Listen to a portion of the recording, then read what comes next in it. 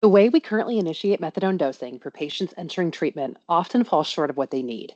It's not just ineffective, it can actually be unsafe. Many patients experience withdrawal symptoms because their starting dose is too low. And in some cases, the slow titration process increases the risk of overdose because folks who are experiencing withdrawal while on methadone often continue to use other opioids alongside their methadone in order to avoid getting sick.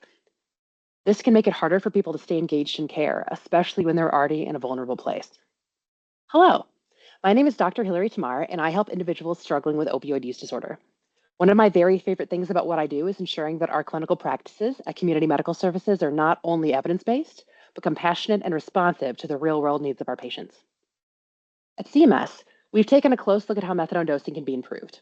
We believe that a faster, more individualized approach to dose increases, tailored to each patient's clinical presentation, leads to better outcomes. This method helps patients feel relief sooner, reduces the risk of leaving treatment, and ultimately supports long term recovery. The data shows that when patients feel better faster, they're more likely to stay engaged in care.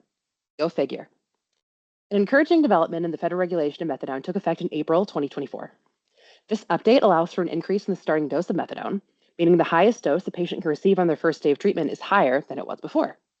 This change reflects a growing recognition that the traditional dosing model needs to evolve. It's a step in the right direction and signals that the broader conversation around methadone's safety and effectiveness is finally gaining momentum.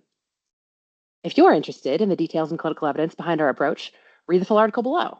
And if you or someone you care about is struggling with opioid use disorder, please reach out to your nearest community medical services location. We're here to provide personalized, respectful, and effective treatment that meets patients where they are.